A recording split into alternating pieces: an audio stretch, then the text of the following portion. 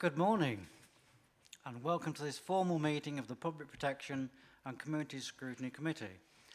I'm Councillor Nigel Pepper, Chairman of this committee. Councillor Adam Stokes, to my right, Vice Chairman, is also present.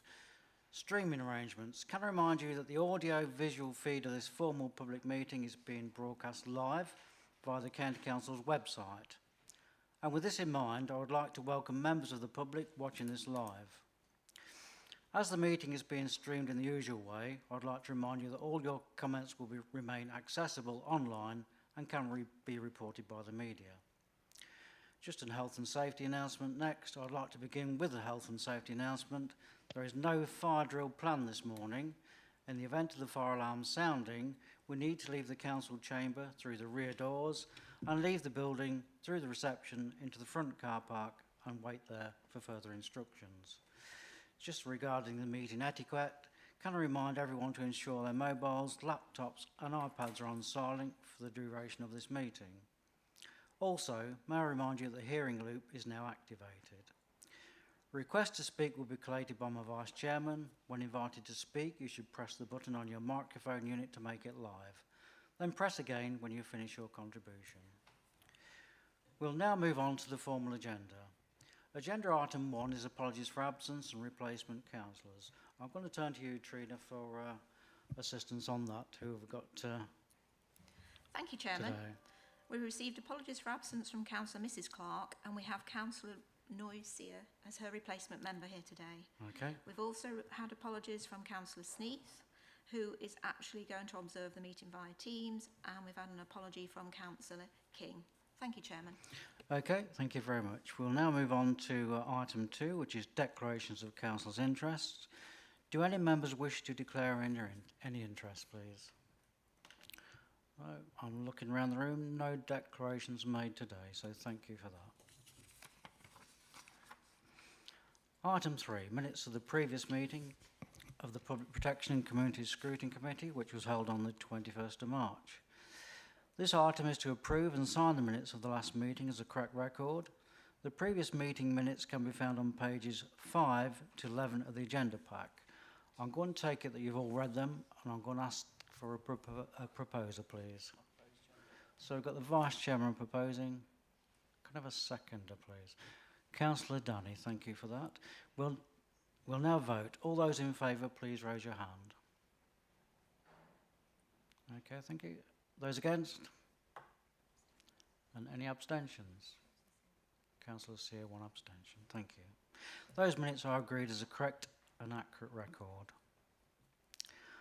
Item 4, announcements by the Chairman, Executive Councillors and Lead Officers.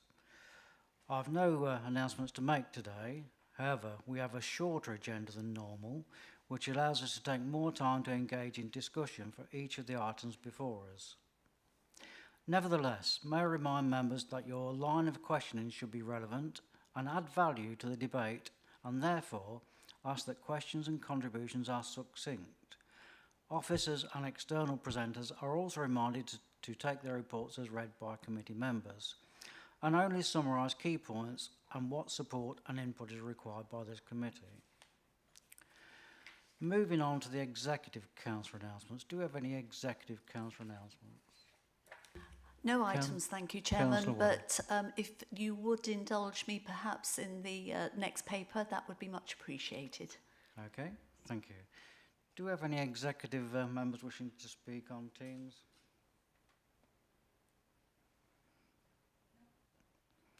No, thank you for that. Finally, are there any senior officer announcements?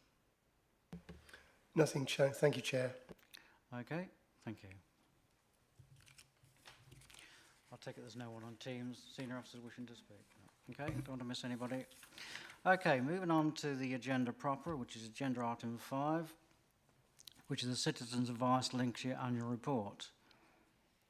The report is on pages 13 to 31 of the agenda pack and provides an update on the performance of Citizens Advice services across Lincolnshire during the 2022-2023 year.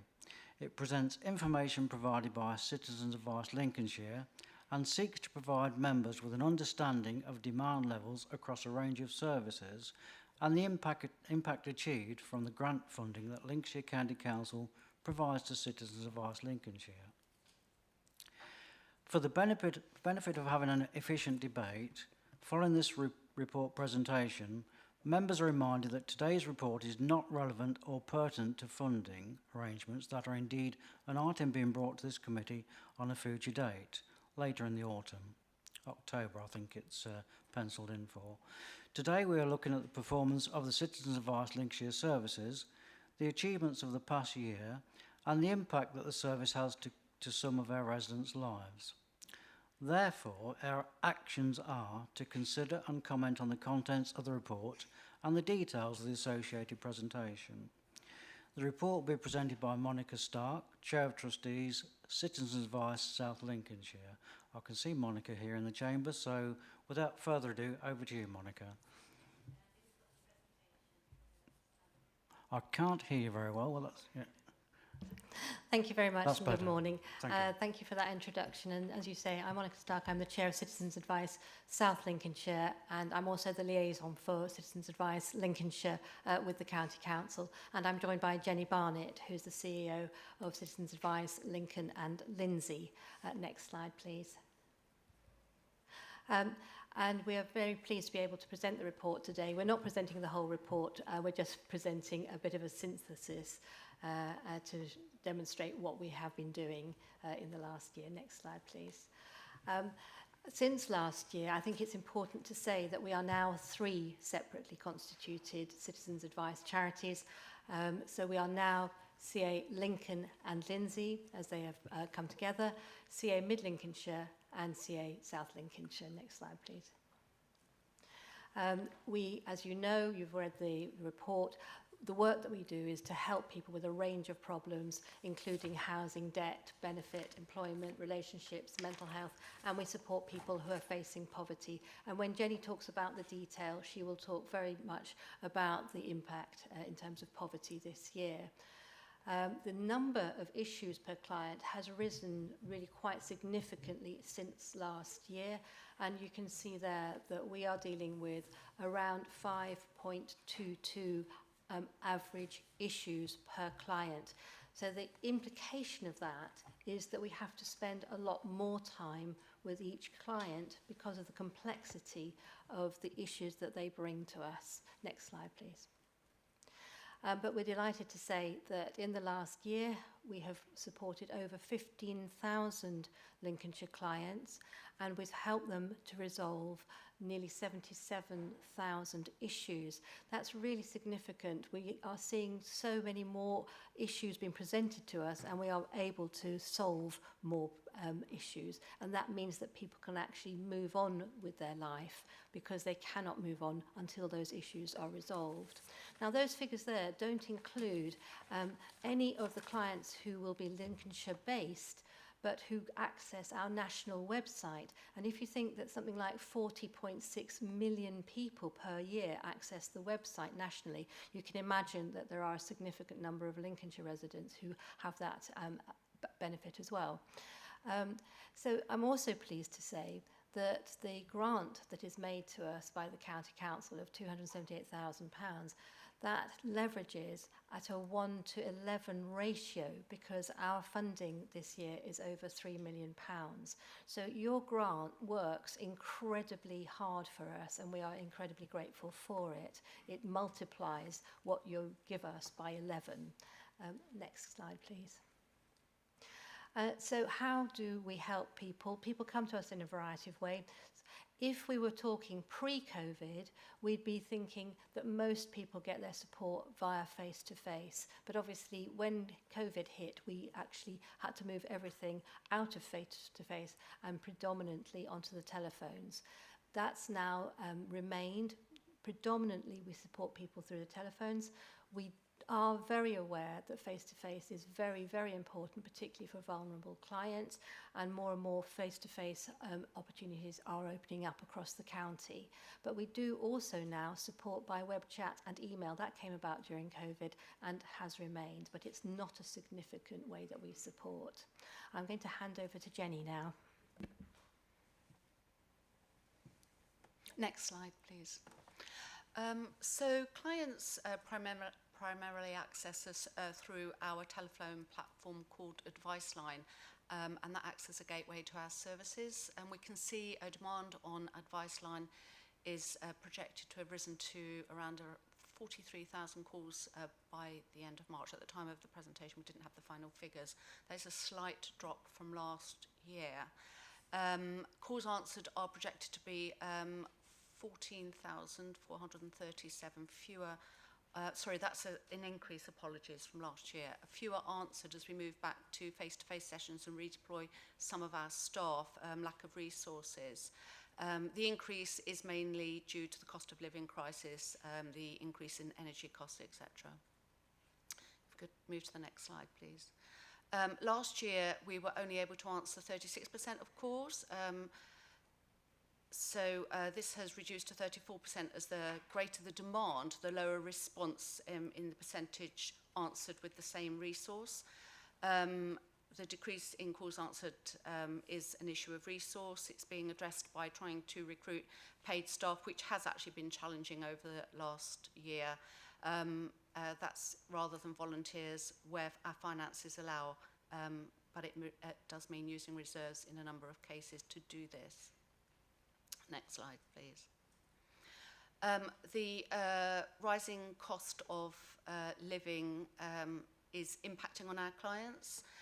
We've seen a 20% increase in calls around the cost of living crisis, a 24% increase in access to food banks and charitable goods, and similar increases for fuel debts.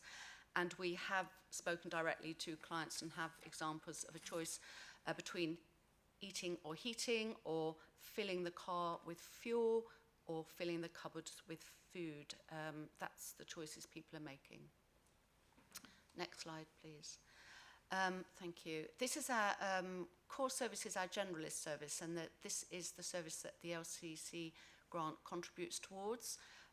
We can see that more than 8,000 clients, unique people, access the core service, and 7,000 our generalist advice service. On average, in the core service, each client had around 2.87 issues to resolve.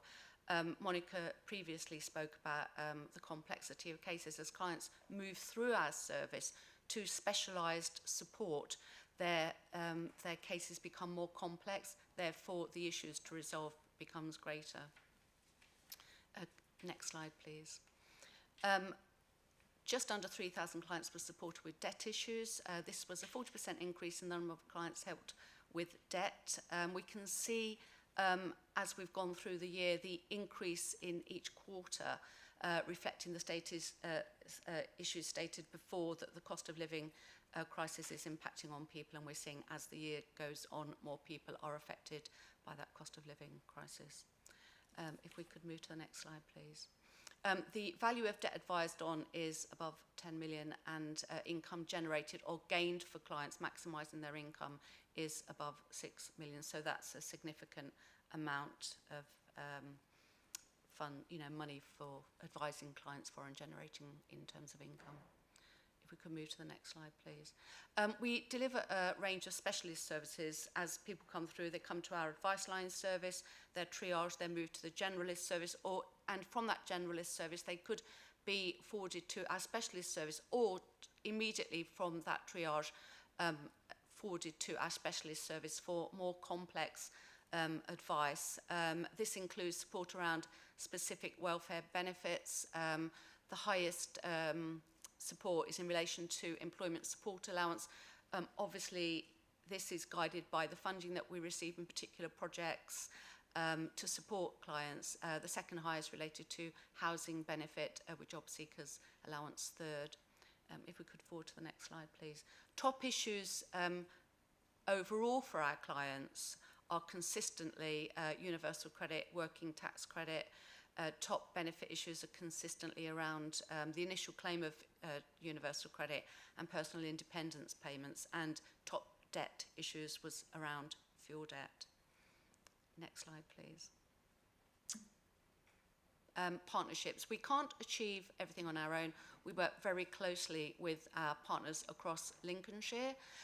Some of these partners include food banks locally and nationally. We work with Trussell Trust. We deliver, for example, in Lincoln, in the food bank settings, providing welfare benefits advice to clients who are coming in, because we understand that when somebody comes for a food parcel, they quite often have greater needs than just accessing that food parcel. So we're there to help them immediately. We are members of the Lincolnshire Financial Inclusion Partnership. Indeed, we're on the steering group, and we believe, an integral member of that. We work very closely with them. We're all working together on the cost of living crisis. Indeed, we had a conference in February focusing on that cost of living crisis. We work very closely with our district councils. As an example, we helped to distribute the Household Support Fund over the last year, and we work to support refugees and asylum seekers, and we're aiming to work with the NHS to provide advice in health settings. Next slide, please. Thank you very much. I'm not going to dwell on this slide at all. Like Jenny said, we have some information that is not yet current. So as soon as we have the most up-to-date figures, we will pass that on to you. But this is how Citizens Advice nationally look at the value to society each year. And this is why we've put last year's up there. As I say, I'm not going to dwell on it. The only one I want to dwell on is that first one, just to make it very clear that we understand from national work that for every £1 invested in our services, that makes last year £4 of savings to the government or to public services. Next slide, please.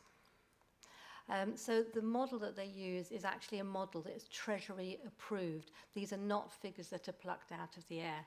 And the way that they find these figures, or calculate the figures if you like, is all around keeping people in employment or helping them back into work or even into work, and preventing housing evictions and statutory homelessness, reducing demand for mental health and GP services, improving mental well-being and positive functioning. And those two are incredibly important, those last two, and hopefully you will have seen the appendices around health and the impact that we have by putting people into health settings, both in terms of improving mental health and physical well-being, and also saving GP time. And then finally, they also put in there improved family relationships, because that means that people are more able to sort of engage with activity and their community. Next slide, please. So the value last year, as I say, we will bring you the most current ones when we have those figures. The savings to the Lincolnshire County Council were estimated to be in the region of £730,000, and that's from the things which we have just looked at. Next slide, please. I'm passing back to Jenny for a moment. So we work with National Citizens Advice around research and campaigns. That means we lobby on behalf of people to help them with key pertinent issues and take that lobbying through to government. And our key focus has actually been on the cost of living crisis and energy-related issues and universal credit. As we've just heard earlier, the cost of living crisis is significantly impacting on people. We've seen increases on the cost of living queries that we get into our telephone lines and energy issues, people requesting help through charitable goods and grants. Indeed, we had a road show at the end of March. We were located in the Waterside Centre, and I was there myself as well, talking to people actually about the impact of the cost of living crisis, and people were genuinely concerned, genuinely making tough decisions about heating or eating, about putting fuel in the car to get to work across this large rural area, of food in their cupboard, about buying their lunches. And there was a gentleman that had walked all the way to a church, for example, to try to get a free heated blanket for the winter. And actually, by the time he'd walked there, they'd all gone. You know, these are not all people who are receiving targeted support. There was a gentleman who actually was receiving a reduced state pension and an occupational pension, but it simply wasn't enough for him to live on. So it was really interesting talking to people at that front line and hearing their stories. People really are making tough decisions around that cost of living crisis, and it's impacting on people's mental health and their financial well-being. we are lobbying to support people with that and taking those stories back to government so that we can help people with the impact of that. And again, that leads into the energy issues that we are seeing that people have, particularly since the support around energy will cease shortly. In fact, some of it has already ceased. So thank you. Next slide. We just wanted to talk about some of the cost savings and efficiencies that we as services are making. So we can see here that we are making efficiencies through growth. So we do receive other income, as Monica just referred to earlier. And because we receive that income, that enables us to make more efficiencies as we grow. We are restructuring the delivery model all the time. We're looking at how we can improve that, restructure our delivery models to become more efficient. Many of us have reduced our premises costs. We're using our assets to the best advantage and in the most cost-effective way. We've reduced service charges. We're looking at our energy costs to make sure that we're not paying over the odds for those. We've increased hybrid working, and that was brought on obviously by COVID, but that enables us to reduce costs as well, because a percentage of the time our staff are working from home, meaning that as we increase in size, we're not having to increase our office space. We're multi-skilling our staff. So as an example, quite a large group of our staff, certainly in my offices, can multi-skill between projects. So they can deliver help to claim service, they can deliver help through hardship, Trust or Trust Food Bank project, they can deliver the advice line service. So they can multi-skill and deliver all of those. It means that what we can do is plug gaps when we have them on different projects, and use staff more effectively and deploy them around the service. We're streamlining management across Lincolnshire, and that has been helped by joining services together, as we spoke about earlier, and some of us are reducing our service contracts as well. So as you can see, we're constantly working towards cost savings and efficiencies. Next slide. Next slide, please. Thank you. We put this here because we were aware that in February, in the full council meeting, it was suggested by a councillor that perhaps we should co-locate with district councils as a cost-saving measure. But when we looked into it, actually, we found that most of the places where we are co-located in district councils, we are actually being charged rent and also service charges. So we just wanted to put that there as a piece of clarification. Next slide, please. I won't read you the quote. You've seen so many wonderful quotes at the end of the report, and we have that every year, and it is absolutely heartwarming to hear just how valued our service is by all our clients who feel that they can now move on and engage with life in a way that they may not have been able to do. And the thing that I'm really pleased about is that 84% of our clients would recommend our service, and that's despite what Jenny has just been saying about only 34, so only a third of the people phoning us can actually get through because of the demand. So we're still pleased that they're still able to recommend us, and we feel very happy about that. So thank you very much for listening, and if you have any questions. Thank you. Do you have any speakers? Councillor Wally. Thank you, Chairman. I think we'd all agree that this is one of those services that we simply could not do without in this county. It's a first-class, high-quality service, and I think that for all of our residents and indeed citizens' advice clients, it's highly, highly valued.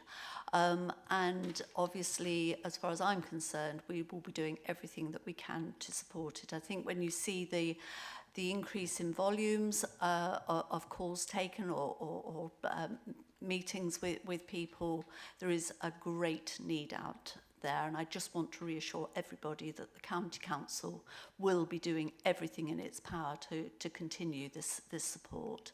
Thank you. Thank you. Councillor Key.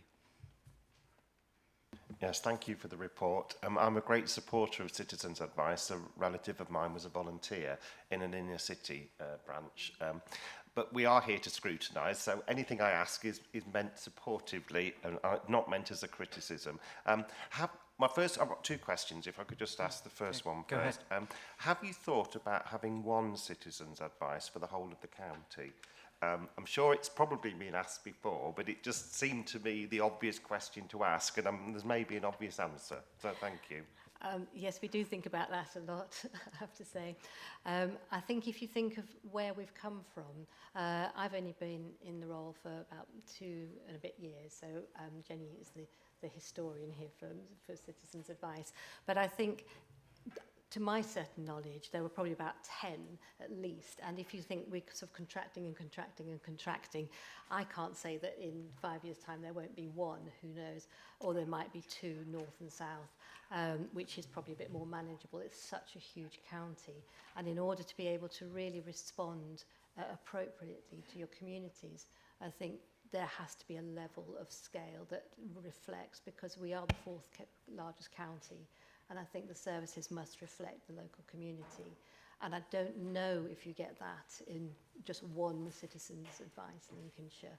So just in a way, watch this space, because we are contracting and contracting and contracting. And I'm sure you've been asked that before, probably Yes. when you were at 8 and 7, whatever, you know.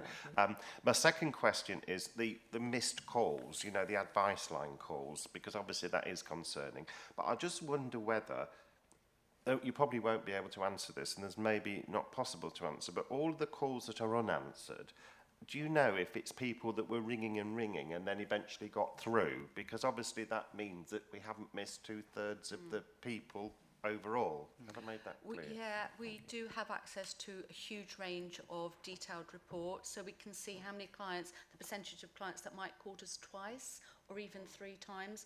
And we know that the more calls we answer, the less duplicate calls we're going to get, so it has that knock-on effect. So we do have the background data of all of that.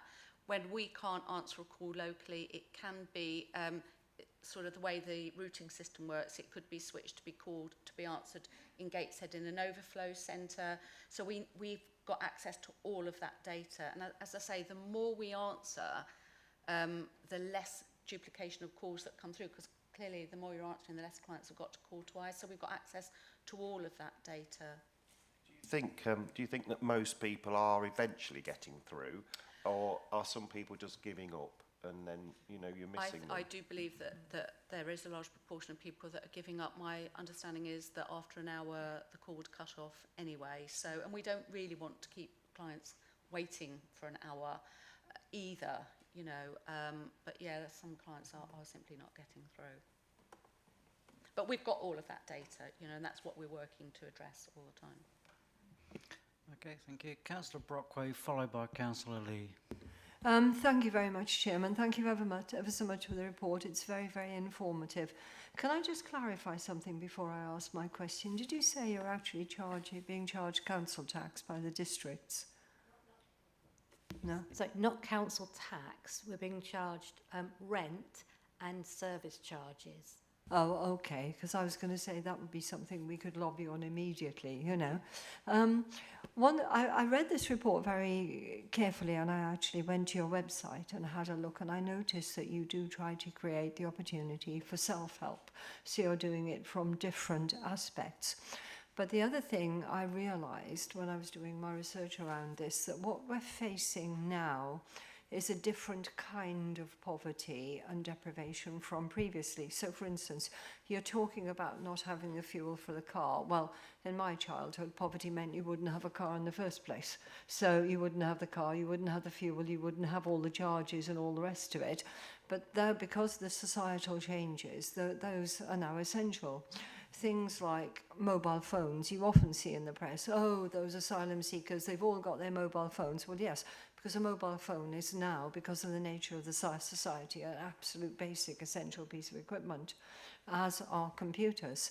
So the people who have debt issues haven't just got the issues of paying for the basic bills, as in food and things like that.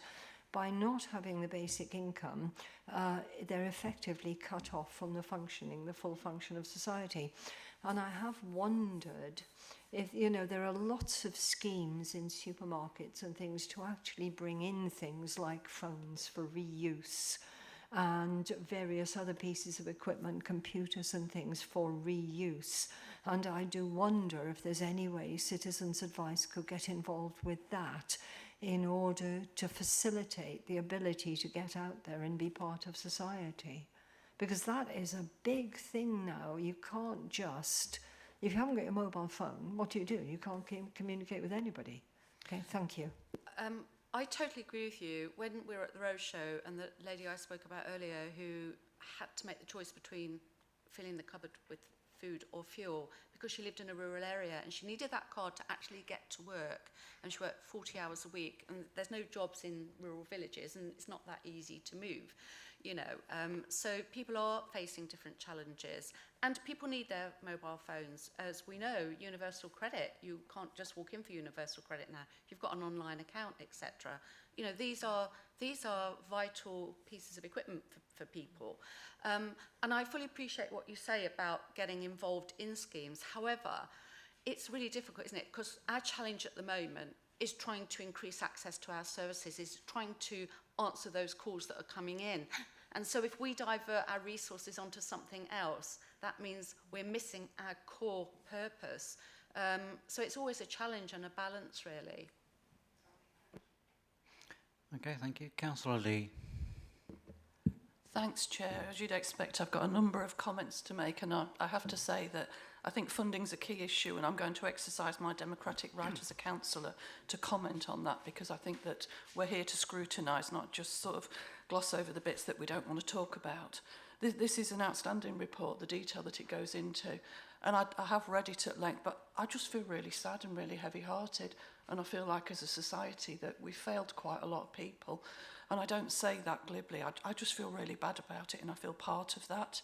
To look and think that it was bad enough last year, but it's gone up now from 34% of calls being answered, and it was 36 last year, so things have got worse. The report goes through, the report you showed us on pages 13 and 14 talk about all the support you've delivered, so I'm not going to repeat that. Issues with food and fuel have gone up by 24%. That's huge. And the number of issues per client has gone up as well. And we have to remember here, this isn't, we're all from a county, not just from Lincoln. This isn't just about urban poverty. In the rural areas, if you can't afford to run a car, you can't go to work. You know, that's really important. It's not some kind of luxury. And as Jackie said, you need a phone. Otherwise, you're not available for work, for universal credit, for hospital appointments, all of those kinds of things. So we're not talking about relative poverty here. We're talking about real poverty. And the report talks about the leverage. The money that you receive delivers a 1 to 11 ratio of funding the value of society. So there really is a value. And something I've written here, I've just seen it, I wasn't going to say it, but do you know what? People think it's just people on benefits, but it's not. It's the working poor as well. My son and his partner both work, and they've got 2 kids. Some months ago, I found out at the beginning of the week, he wasn't eating lunch because he hadn't got the money, and they both go to work. That's the kind of society that we're living in. So now, every Sunday night, I check that he's got money. And if he hasn't, I transfer some each day, so he's got some. And I think that's shocking when people are going out and doing their best to provide for their families.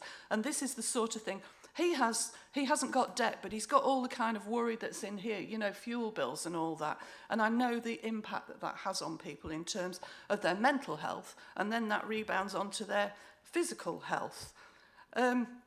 I've put here as well the area that I represent. We've got both a food bank and we've got a steady stream of people going to a drop-in centre, because I've checked this morning about the numbers, and that's in Lincoln. And I'm Ermine and Cathedral, which is, there are patches of deprivation and there are areas of relative affluence. So, you know, it's everywhere, this is. And I think I just want to finish by saying I raised this, I spoke at it last May. I was the one that wanted to bring the motion to the last council meeting, and I'm glad we did, and I'm going to keep chasing it. We started in May last year. I did chase in this. I was told couldn't do anything till the budget, so that's almost a year went by before I could actually ask for some more money and get any kind of an answer. I'm now told there's a review, and we can't get an answer on that till about September. So in truth, it's going to be about 18 months from me first saying we need to give these people more money to possibly happening. And I'm sorry, Councillor Woolley, I do think everyone's intentions are good. But to say we're doing everything in our power, I'm sorry, that doesn't stack up.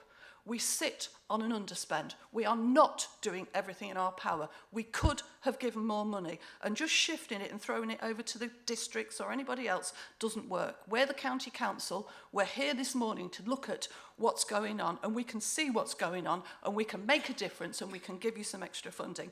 I don't think for a minute anyone in this chamber will second that, but they certainly should. Thank you, Chair. Thank you very much there, Councillor. I do understand what you're saying about your family. I have a close family member close to me who's in a similar predicament, and that is in a rural area, so I do fully understand that. Councillor, what you was implicated there, do you wish to come back on any of those comments? Thank you, Chairman. That's very kind of you.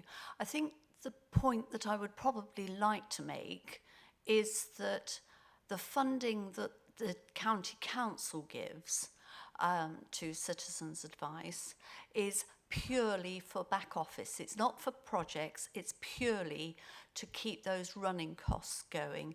And so that's what it's used for.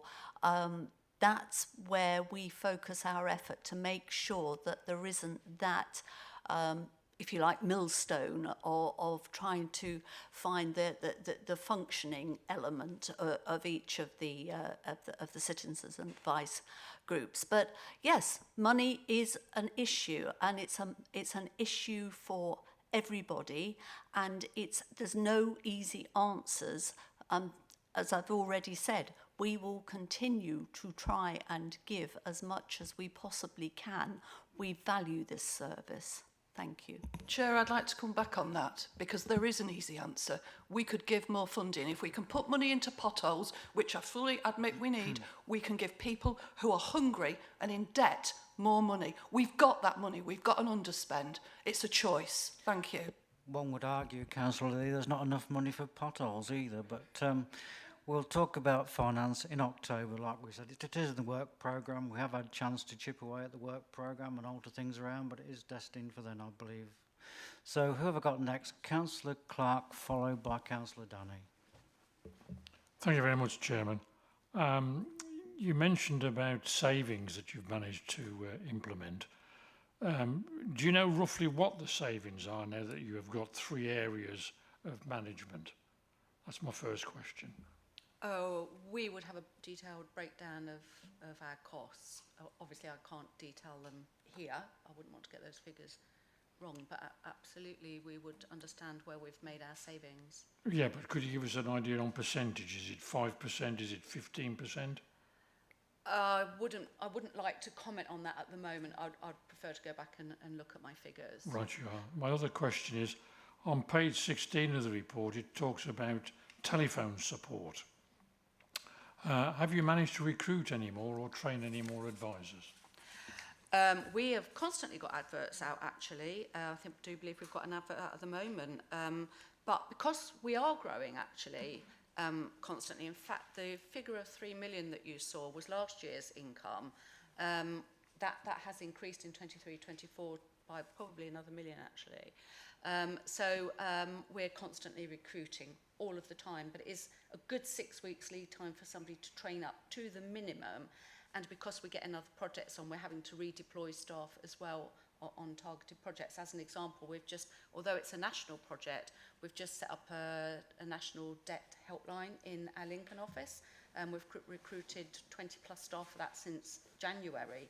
But staff are also leaving us because we have to be very careful about the salaries we pay. We're trying to recognise our staff with the cost of living crisis and the salary increases, but obviously we've got a finite amount of money as well, and we recognise that money matters to people, and if they can, find a job that pays them better elsewhere, people are leaving. So we're having to really constantly review our salaries, constantly review what we're offering to people, and recruitment is a challenge. So I've got the stats on starters and leavers over the last year to see the impact of that. So it's not just a matter of recruiting, it's a matter of recruiting to fill the gaps and continuing to recruit to meet the demand in services. Right, thank you, because that was the other question I was going to ask about, was your paid advisors. Do you start them off at, as it were, the basic salary, or have you actually increased it to try and maintain their retention? Well, my trustee board certainly are constantly, twice a year now, they're doing pay reviews. It might have in the past been once a year. They're doing that twice a year. They're recognising the increases to the national minimum wage each year, and obviously the impact that has on pay differentials. They're considering recruitment and retention, because there's a cost to that. Every time you've trained someone and they leave, there's a cost to that. So all of that has to be recognised, and we're focusing more on our lower end salaries to increase those, because the last thing we want is for our staff to be going to food banks themselves, you know, and they're dealing with complex cases. We've seen an increase in the number of safeguarding cases that are coming through. We've seen an increase in the number of clients threatening suicide, as our advisors are having to deal with that, and they're not paid the best salaries. You can see it on our, when it's out there in the public domain, and when we're recruiting our salaries, you know, they're between 20,000–25,000 for a paid assessor to deliver at the front line on complex cases to people who are extremely vulnerable. So we are constantly reviewing that, and our trustee boards are constantly reviewing that to make sure that we can recognise our staff in the finite funds that we have. Right, thank you very much indeed for that. Councillor Dunny, followed by Councillor Brockway. Thank you, Mr. Chairman. First of all, I would like to thank the Citizen Advice Bureau for their hard work. And really, it's shocking to look at the figures. I'm not going to be criticizing anything. I haven't got any questions. However, I'm going to try to be a socialist today and talk about the reality of this country, because it is the reality. I think the system is not performing. And this is the country who is a very lavish country in sending billions of money abroad as overseas, you know, help and charities. And then we have our own citizens suffering. And last week, I met one of my constituents walking with the TV, and I say, "Oh, hello, how are you? What are you doing with the TV?" "Oh, I'm going to sell it because I'm skinned." Okay, and when you hear that, and I know that lady, she has 4 daughters, you know that the problem is getting bigger and bigger. Whatever money we're going to pour in the Citizen Advice Bureau, we're going to need more people, because there's more people coming and complaining. This is the reality. Now, when you hear on the TV, on probably every 3 months, that I'm not going to call them the fat cats, but the fat hippos, because they are sitting in the water, cool and relaxing, and increasing the bills. I mean, you hear all these profits every quarter, 3 billion, 9 billion, 12 billion, 14 billion, and then the government comes up with the idea of putting more money to these companies so they can reduce the price of utility bills for businesses. We are giving them more profit, basically. So we are supporting. This is our government, and that's what they are doing. And I think we should rely here on our instinct and our reality, and we should put some probably a pressure on our MPs to lobby for us and lobby for other people, because these things is not going to stop as long as we are quiet. And I'm not going to give an example of France. For 2 years, I think, to increase their pension, the country is still in a big mess. And I'm in Easter, I went to Toulouse to visit my family, and every day there is 2 protests. The tram drivers, the bus drivers, everybody's protesting to show their anger towards the government. But however, here we try to probably accept what's coming, and we are just getting on with it, but the bowl is getting bigger and bigger. And I mean, we need some solidarity, I think, in this country. We need to stand with our people. And I mean, you said it yourself. If you don't give a good salary, people will leave. And this is the reality. You always have to increase your salaries. You have to increase the experience. You need people to stay with you so you can be able to provide a good service. Now we are in that crack. if I don't get good money, I'm going to leave and find something else. So you need to train all the time people. And we're going to be, I mean, last year, was it 3.4 million? Now we're going to be increased 2023, 24 by 1 million. But then I think we have to look at 24, 25, what will happen? Because I think the prices are not slowing down. The food is not slowing down. As I say, the reality is going to be that for the next probably 10 years. The war in Ukraine is not going to stop. Nobody is winning. Yesterday, Sweden was criticizing the EU and their approach to certain things, which is people, they are knowing that things will be difficult for their citizens. As I said, we have to be probably political today, and I think our county council here should probably, as I said before, put some pressure on our MPs and lobby for our people in a big time, and that's all I can say. And I think this is our is reality and future. I think it looks very grim in my opinion. Thank you, Mr. Chairman, for allowing me to talk. And thank you for your thoughts, Councillor Dunning.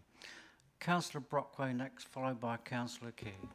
Thank you for letting me come back, Chairman. I've got some harsh questions here. I think in scrutiny you have to look at all aspects of it, okay? But it's not an attack. I do support your work enormously. Right, I note I've gone through the different areas that you support. And are we absolutely sure that there is no duplication? For instance, with benefits, why are you dealing with benefits? The District Council and the various other organisations should be doing that, not you. So that would be my first question. So if somebody comes to us for a debt issue, for example, and they're in debt, part of that process of looking at their overall income and expenditure is seeing if they're claiming all the benefits to which they're entitled, for example. So that would be an analysis of that. But we also have a lot of vulnerable people come to us. We've got more than 50% of our clients are disabled or who have long-term health conditions, and we support them to access those benefits. I'm not suggesting that we're not duplicating perhaps what a district council does, but they are our funded projects. We secure the funding for that to support those clients, and they're coming to us for that help. Can I just add to that, in terms of what Jenny just said in terms of the district councils, often the district councils will refer to us as a sort of last resort. Often people just say, oh, go to CAB. And specifically, I'm thinking around PIP, which is a perennial problem for everybody. We are now so overwhelmed with PIP applications because district councils have said, oh, well, look, you know, we can't find you anything else, but you might be eligible for PIP. Go to CAB. And we've now had to put in a way of looking at, are they actually going to get over the threshold in one of our offices because we're so inundated. So even with us, we're having to actually look at the people being referred to say, are they actually going to get a chance of getting this? Because you probably know going through a PIP application is enormous, absolutely enormous piece of work. So now we're having to turn people away and say, look, we recognise that you won't actually get this. You don't have a chance. We're really sorry. But they're coming to us because people have been referring them to us wrongly, if you like. I'm sorry. Yeah, thank you. With your permission, Chairman, I think there needs to be a deeper delve here, not to do with the funding, because I know Councillor Woolley's been working on that for a very long time. You know, really, this business about the district councils referring this to you, then maybe they shouldn't. Maybe that is something we need to be looking at, because if an officer is being taken off some of your core duties to deal with something that should be dealt elsewhere, maybe it needs to be chucked back to the elsewhere. I know about the PIP's procedure in detail. I've gone to tribunal with people, and if you get to tribunal, frankly, you normally win. So, you know, it is worth, but the process, you're absolutely right. It does take a great deal of time. You know, preparation for a single PIP, I find, can take me a week of my free time. And obviously you haven't got that. But the idea, I'm going to go certainly and ask West Lindsay about this and say, why are you referring this sort of thing to citizens' advice when we have all the information, because I sit on West Lindsey as well. So I really think we need to have a clearer understanding of things being put to you when perhaps that is seen as an easy option, when perhaps it shouldn't be. Could I just add to that, please? We work very closely with our district councillors. We have very good relationships with our district councillors, so I don't want to spoil any of that. We work very closely. We talk about the same clients. We work to support the same clients, and when we do have that good relationship, I no doubt I would imagine their resources are stretched too, and there could be good reasoning as well behind a referral. It may be that we specialise in a particular thing more so than them, for example. Oh, okay, thank you. I still going to ask, don't worry, I shan't wreck any relationships. I'll just ask questions, you know. Okay, one thing I wanted to ask, now this is the tough question, okay, and it's not an attack. You're saying that 84% of your people would be happy to recommend you here. If that was a KPI, that would be a fail, all right? So is it because the other 16% are not necessarily answering questions, maybe they didn't fill in a form, or are they saying that they're not satisfied? And if so, why is that the case? Thank you. Sometimes a client comes to us for help, but actually we can't help them as much as they think that we can help them. So we don't achieve the outcome that they perhaps might have thought that they would achieve. And therefore haven't moved them along, not necessarily through any fault of our own. So it could be, for that example, it could be that they can't get through on the telephone, that they're dissatisfied. So I understand what you're saying. 84% still leaves 16% who don't meet that KPI. One last thing, so but you are happy, are you, that perhaps there's unrealistic expectation there, rather than a fail? I'm not happy that there's an unrealistic expectation. You know, we're always analysing our stats all of the time, and we're always looking at that percentage of clients that don't meet that KPI to understand why that is. You know, and it could be that we need to set the expectations for a client, you know, better when they come to see us, so that they have a full understanding, you know, why we can't move them along, for example. So we're always analysing that. That makes sense. But also, just to add to that, if I may, that this is not the County Council and this is national CAB, so Citizens Advisory. And so from our point of view, the standard is acceptable. It certainly would not be a fail. This is good in terms of CA. And I think that it's not as high as it could be because specifically about the lack of being able to meet demand. So if you've sat for an hour and then you finally got through, you might not want to recommend it. Okay, thank you. Councillor Gray. Mr Chairman, thank you. I just wanted to come in on the issue with regard to benefits advice and district councils. Some district councils give core funding to the Citizens Advice Service, as East Lindsey does. And on top of that, we give them additional funding for special projects.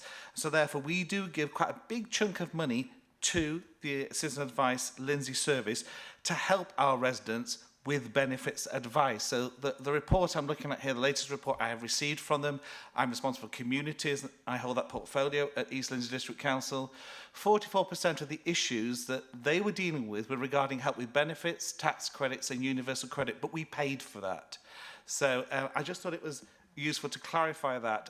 I know we've just heard from our colleagues that they have a great working relationship with citizens, with district councils, and they do, but some district councils are paying for extra services which the Citizens Advice are offering. So I just thought I should clarify that. Yes, Okay. I wonder if I could just confirm that as well, because we thank you for that. We work extremely closely, as I said, with our district councils, and we receive funding from some of them for specific projects, such as supporting with, one of them's called Financial First Aid, in fact, through East Lindsey, and that's helping people maximise their income. So there's other reasons as well around the welfare benefits arena why we might be dealing and supporting a client with that. So thank you, Councillor Wayne. Okay, got Councillor Key next, followed by Councillor Lee. Yes, thank you. Thank you. I'm going to change the subject a bit and ask about volunteers and paid staff.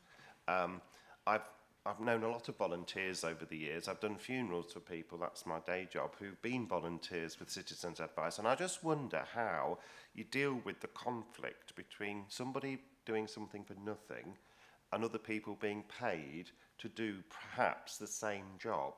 And does that cause a problem when you're recruiting volunteers, for example, if they come along and say, well, someone next to me is getting paid for doing what I'm volunteering to do? How do you sort that conflict out? Thank you. I don't believe it does cause a conflict, because people volunteer for us because they want to volunteer.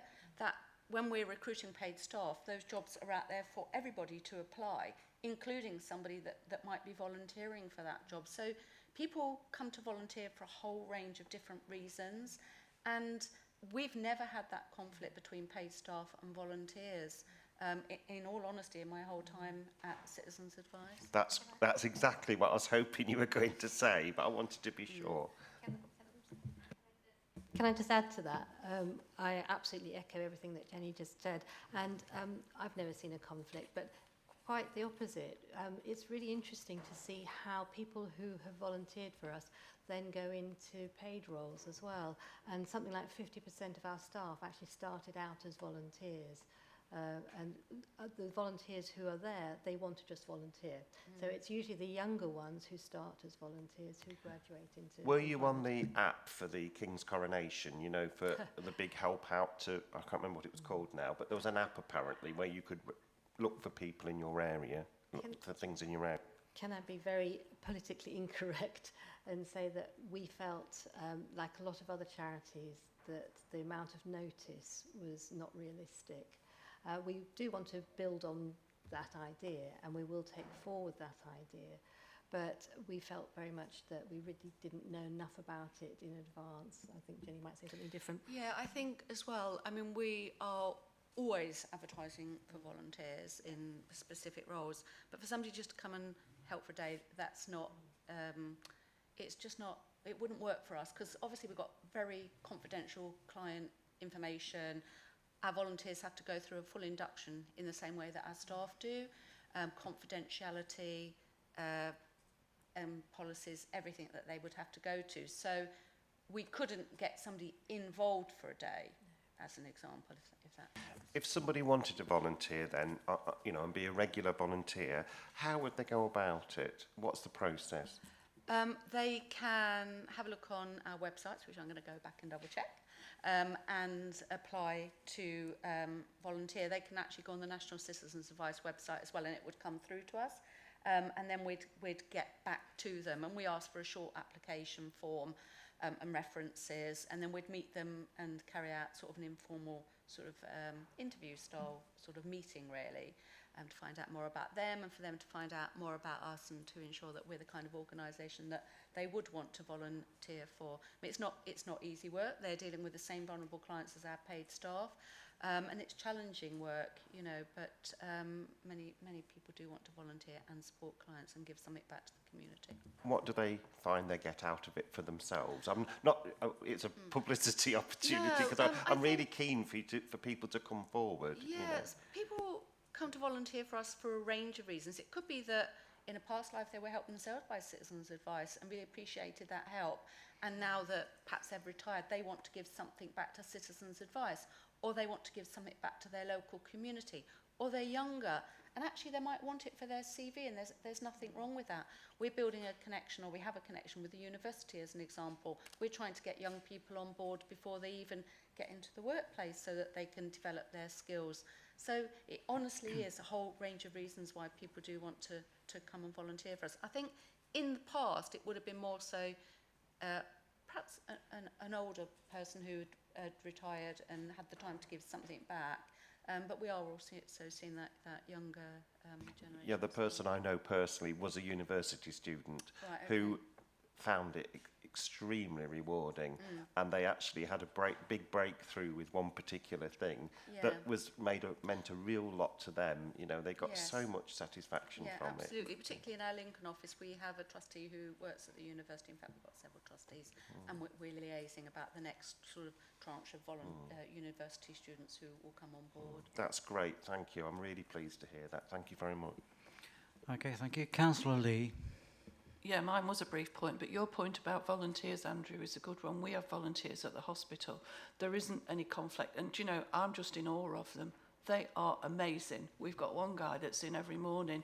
It must be 6 days a week, honestly. Whatever day I work, he's there. And he's not a young man. And I'm just so in awe of people who volunteer and give back to society. It really does make such a difference. But my point, I just wanted to come back because we were talking about, you know, what different people do and the extras you were saying, Councillor Gray.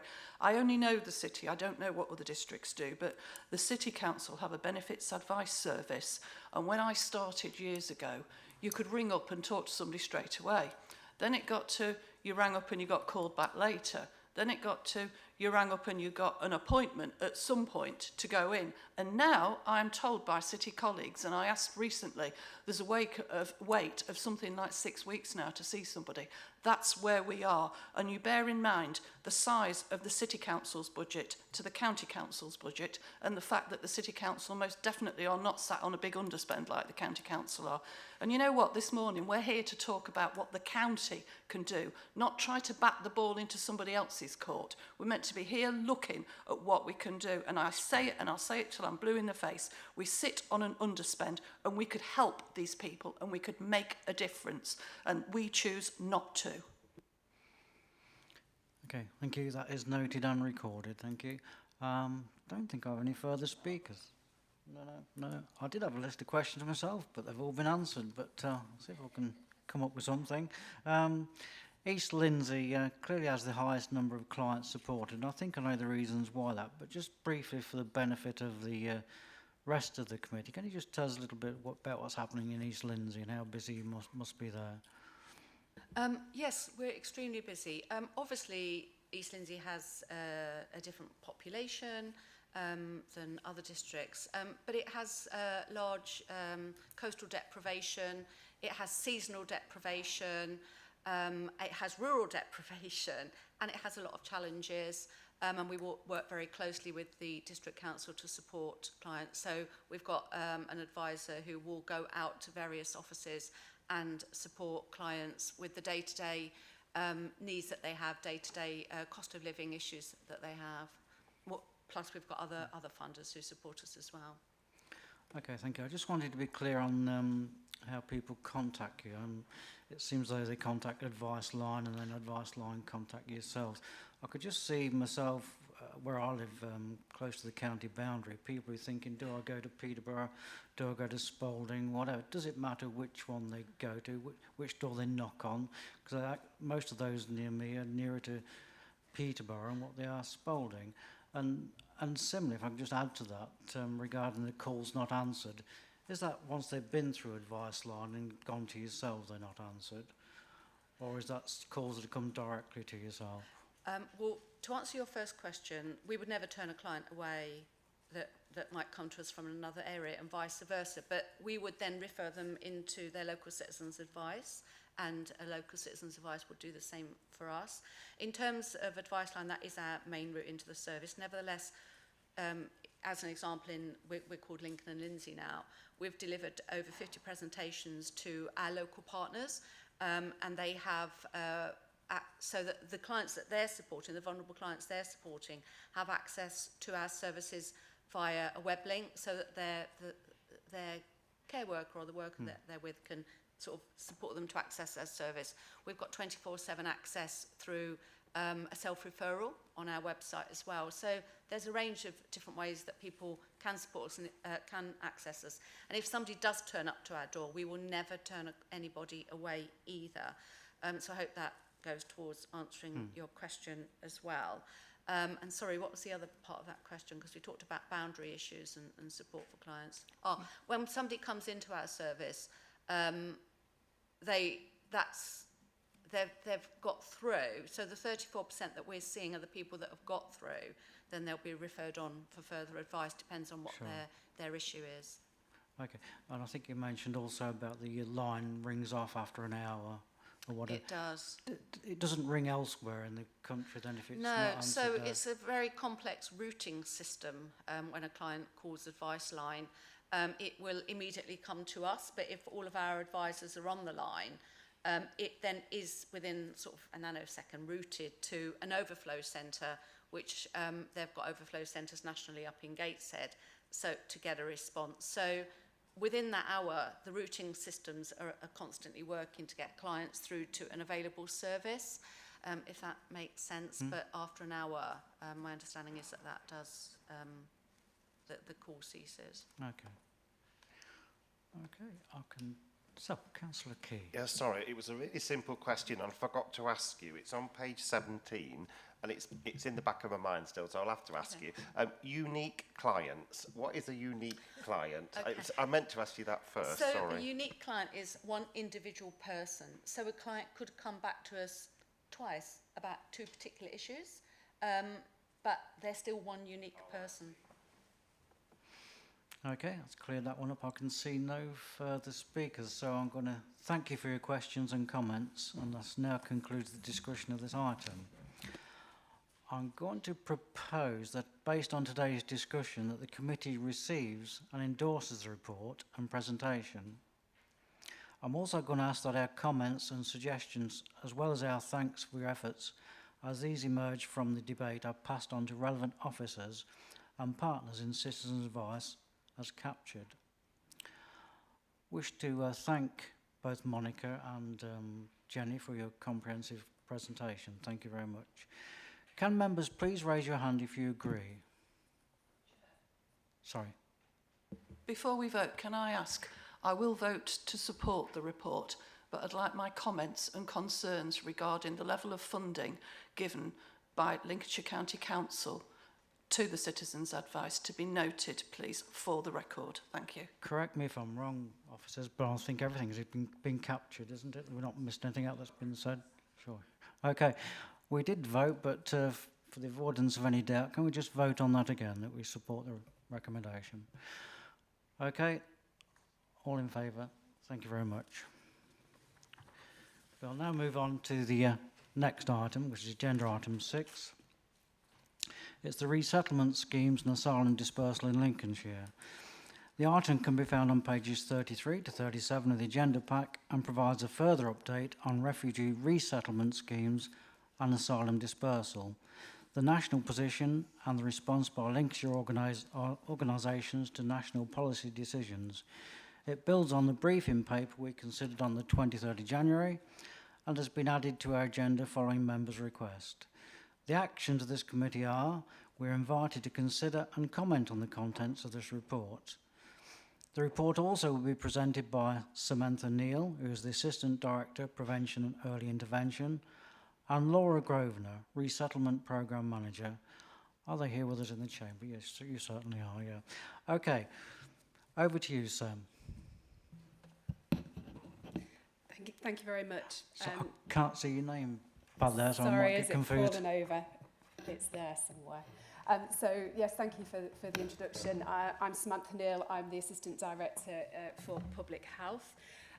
The report in front of you, I'm not going to go through because, Okay. as you've said, everybody has read that. I have a couple of things just to update you on. I've dialed into the weekly multi-agency group meeting this morning, which brings together Lincolnshire's agencies around the Scampton project. And what I am able to tell you is that the High Court will be hearing West Lindsay's case on Thursday this week. It's anticipated to be a half-day hearing in the High Court. Beyond that, there is nothing to add to the information around Scampton that you have in the report and the fact sheet. What you will notice is that the fact sheet was dated the 5th of April. That was a second update. There was a previous update when the scheme was first announced. So what you have, and I did check on the government website at the end of last week, is the most recent information on the government fact sheet.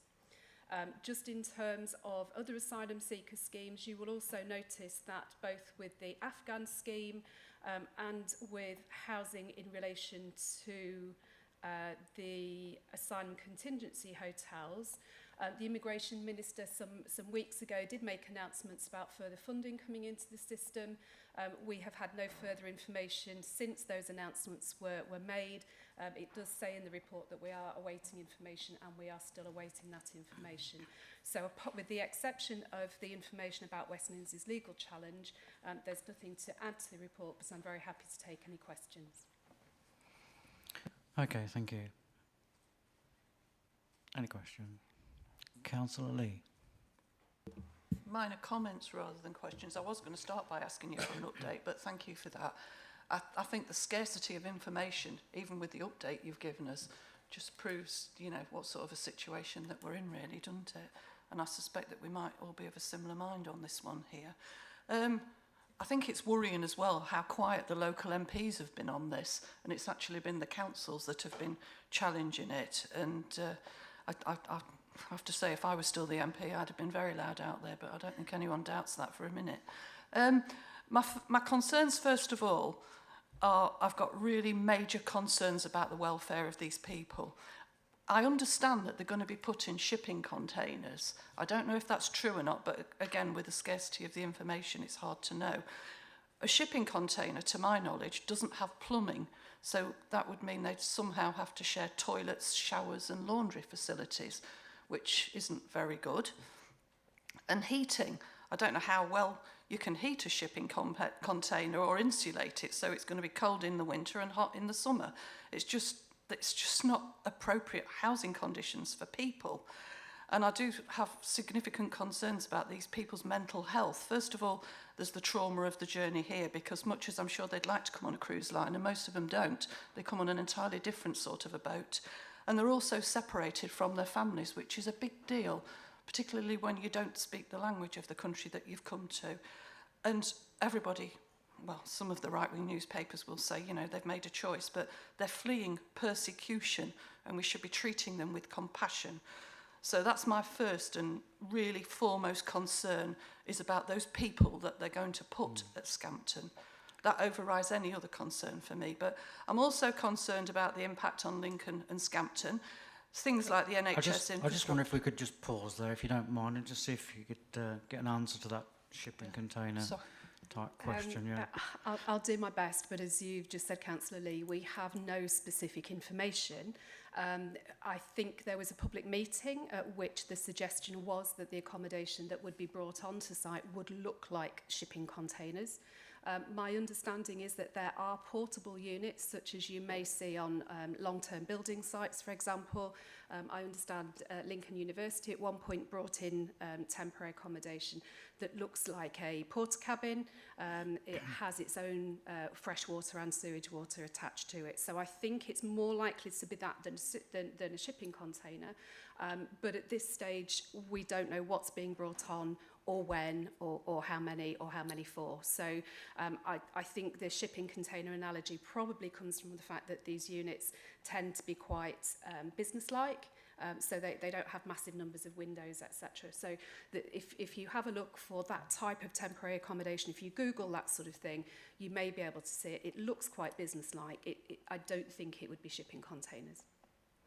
Thanks. It's a shame, though, in the weeks that have lapsed since that meeting, that no one's refuted that suggestion or given us any kind of detail. So I'll believe it when I see it. I would just clarify, that's my understanding. We haven't been told that. Yeah. That's simply a comment in relation to the university experience a few years ago, that type of accommodation is available, and it sounds more feasible. So it emanated from a comment looking like a shipping container. But no one's refuted it. Okay. So we've not been given that information. And no one's confirmed either. So back to your further question, yeah? Yes, but with that kind of accusation, I think I'd be refuting it pretty darn quick if it was me and I didn't want to upset people.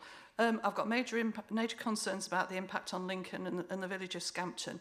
You know, the infrastructure, the NHS, that huge influx of people coming in, and as I said, they're going to have mental health problems. You know, has anyone actually looked, you know, if we've got the wherewithal to support that? No one is telling us anything.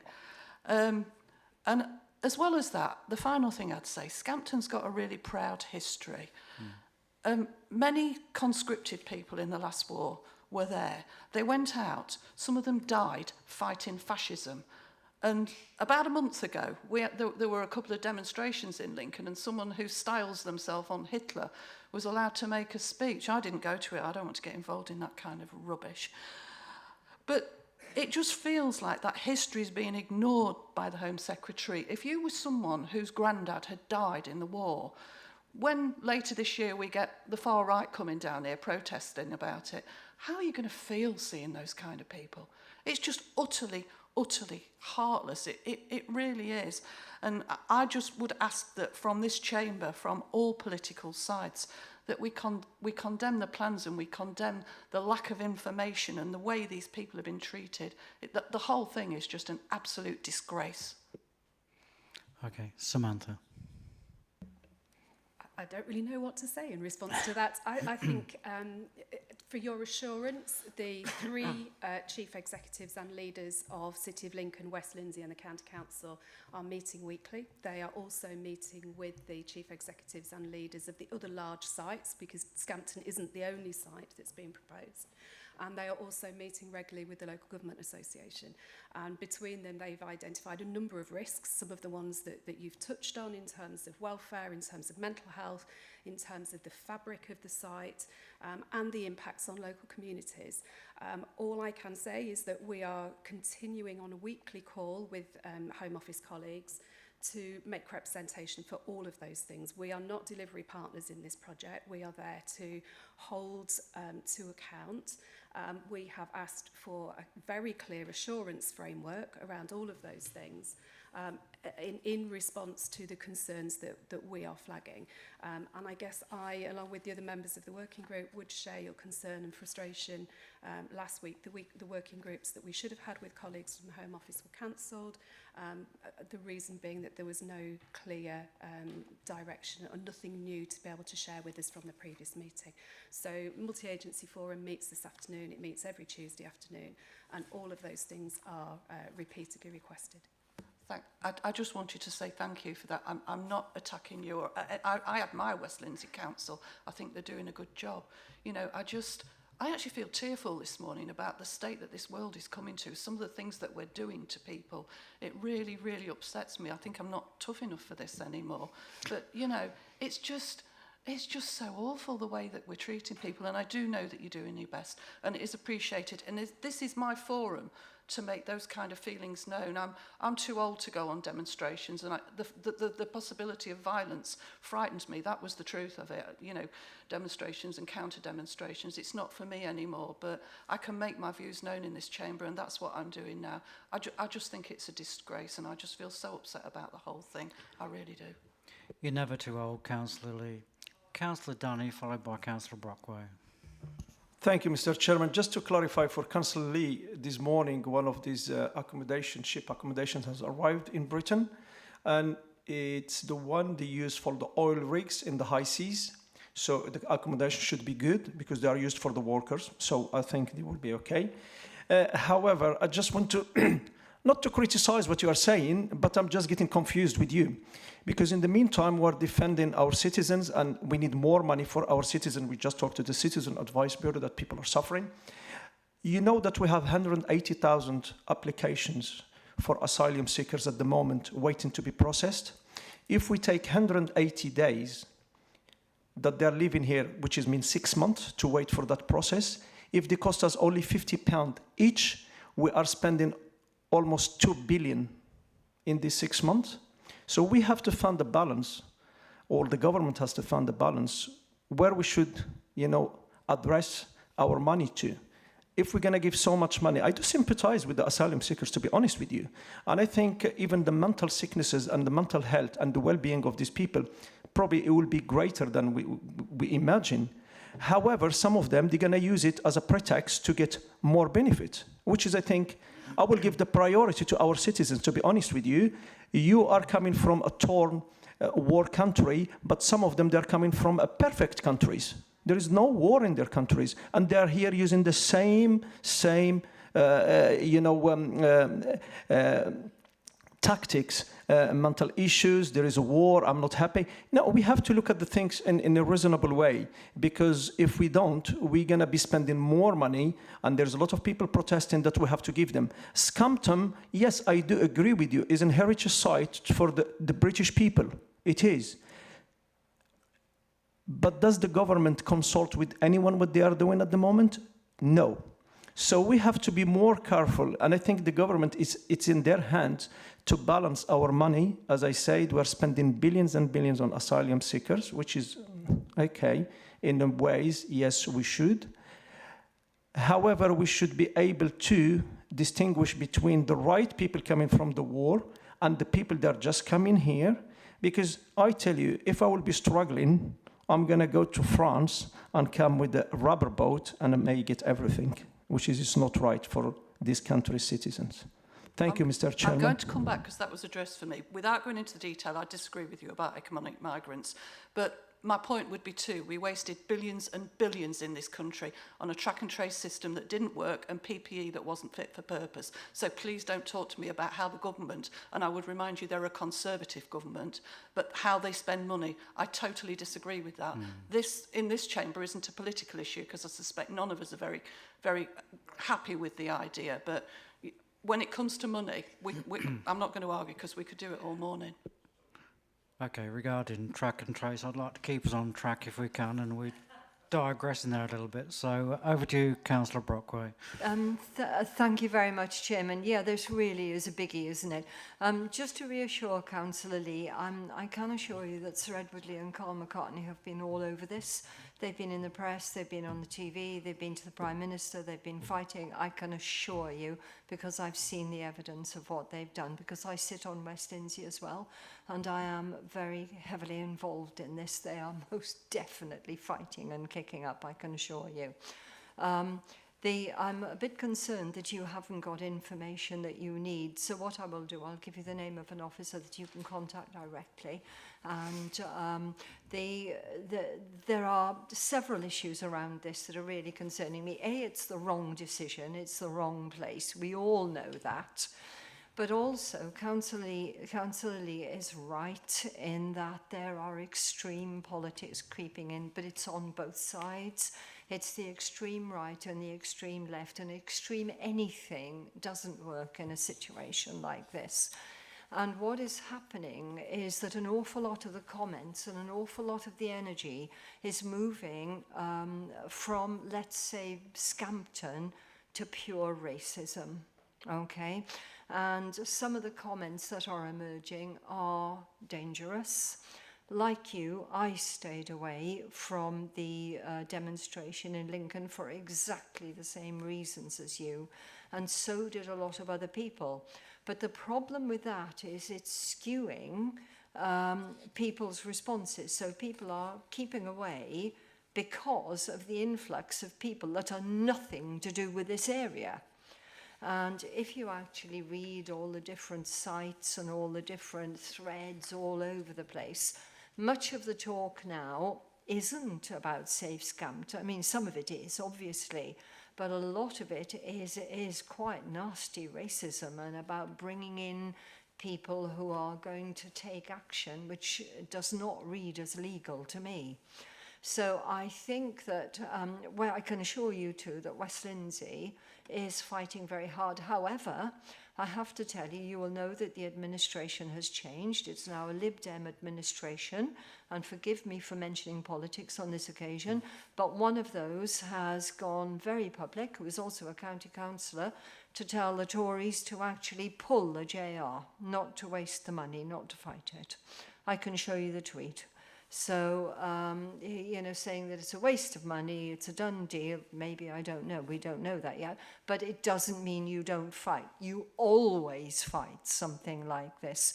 So I did raise a very controversial comment, and I'm going to say it again.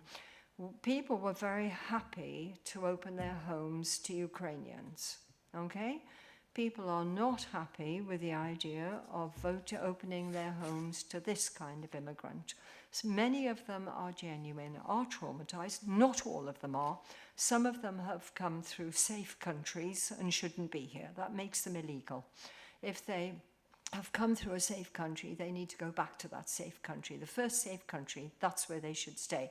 But not all of them are like that. They are going to be vulnerable, they are going to be traumatized, and we do have to help them, but we also have to keep our eye on our own citizens. So we agree with a lot, actually, the fundamentals, but my huge concern at the moment is the way the mood is changing from let's save Scampton to racism. So I think we need to keep a close eye on that, but I will give you information and details. Okay, thank you. Okay, and thank you, Councillor Brockway. I'd just like to say that so far in this presentation, it's been very Scampton-centred, which I fully understand. Yeah, we do have other items in this same agenda: Afghan resettlement. We've got homes for Ukraine, asylum contingency accommodation, full assignment. I'd like to see some questions about some of those other aspects, if I could, please. But before I go any further, I've got a question. Got Councillor Clark waiting to ask a question. Thank you, Chairman.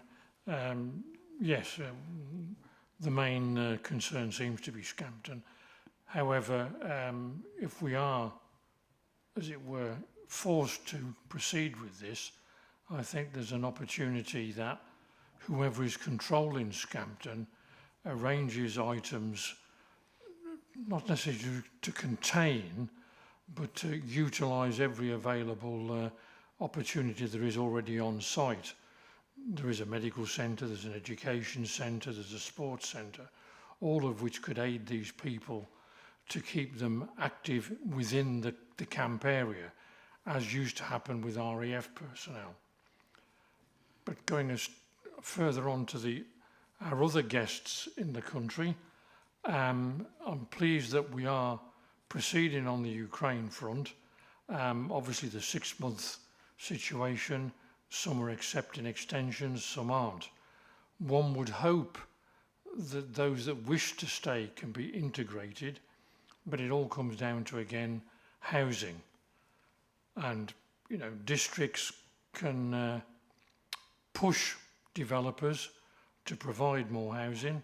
It could be that we proportion that to our guests, but also try and help out those people who are desperate for housing within their own location. And I think we must accept that some houses are going to be built in some villages where people won't be happy about it. We must look for more brownfield sites. But I think our problem here is housing is the main issue. Thank you. Thank you. Any comments, Samantha, on that? Only to say that, as you'll note in the report, the government did identify, certainly for 3 district councils, that they would provide some additional funding specifically to build accommodation for some of those who are likely to be here longer term, like our Ukrainian and Afghan guests. We think there may be more tranches of that funding to come, but that hasn't yet been announced. You'll also see, in terms of the asylum dispersal, there is an expectation on Serco as the government's provider to find dispersed housing for around 500 people between now and December. So far, Serco haven't found any in Lincolnshire, so I think that probably tells you what you need to know about pressure on housing stock. And I would just say our Ukrainian hosts, it's not easy to have people in your home for a period of time. My family came to stay for a week at Easter, and it was lovely. And it was equally lovely when they'd gone again. So absolute full credit to our hosts, the vast majority of whom have gone beyond the 6-month point. But many of our Ukrainians are also settled, their children are in school, they're in employment, and therefore being able to access housing in the rented sector is much easier for those individuals. So yes, you will see a lot of people becoming very integrated in our communities. Okay, a number of hands went up at the same time over here. I think all 3 of you wish to speak, yeah, and I had another hand come over here. And I think Councillor Clark wishes to come back on what he said, so I'm going to take Councillor Clark Yes, please, first. it was Please regarding housing and Serco. Obviously, they're considering houses of multi-occupation. One would hope that when they do try to purchase or rent out these houses, that they look at the surrounding properties and don't pay exorbitant high prices just because it's Serco buying for refugees? Thank you. Okay, thank you. Councillor Key. Yes, thank you, Mr. Chairman. I haven't written anything down, and so I hope this comes out the right way. I do intend it to. This is a really difficult subject, and everybody's rightly concerned about it. But I think what always upsets me is that these are real people that's involved, and in the future, with climate change and all the problems that's going to affect this planet, this is probably a portent of what's to come, and this is just the start of it. But these people are people perhaps like us who, for one reason or another, whatever that reason might be, are now in a strange place. And just to be left in limbo, I think, for someone must be so distressing, and not to be able to sort anything out and be away from your families. And I just think the whole thing needs speeding up. We don't want these boats to be on the sea in the first place, these dinghies, because it's not safe and criminals are making money out of it. But when people are here, for whatever reason, however they got here, we don't want them left in limbo. It's not the way to treat people. So the whole thing needs to be sorted out more quickly, really, so that people can get on with their lives, wherever that might be, either in this country or elsewhere. And I think that's my main concern, that I could just picture myself in this position and how awful it must be. And sometimes I think we lose track of that when we're just looking at numbers and figures and protests and camps and containers, and you forget sometimes these are real people like us. We're all the same at the end of the day. Thank you. Thank you. Councillor Dunning. Thank you, Mr. Chairman. I have 3 questions, which are all related. I just would like to know, when the Afghan or the Korean refugees given the houses at first time, who is doing who is paying for their decoration of the house, who is buying them the furniture, and who is paying for their utility bills? Thank you. So with the Afghan resettlement, the request is to local housing authorities in the first instance to identify appropriate housing stock. But there are very tight rules around what can be provided with that housing. So it's not an expectation that the house comes fully furnished, but it does have to be suitable for occupation. So specifically for the Afghan group, that has been the request out to local authorities and remains a request to local authorities. Okay, thank you. Councillor Brockway. Thank you, Chairman. I'm wondering to have a little bit more information myself on the basis that West Lindsey is fighting this very hard.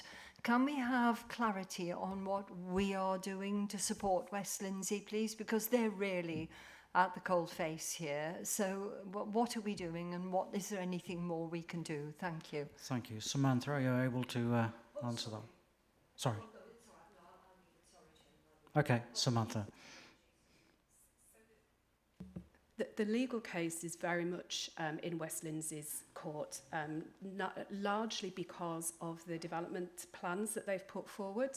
And I think quite appropriately we are all being kept up to speed on that.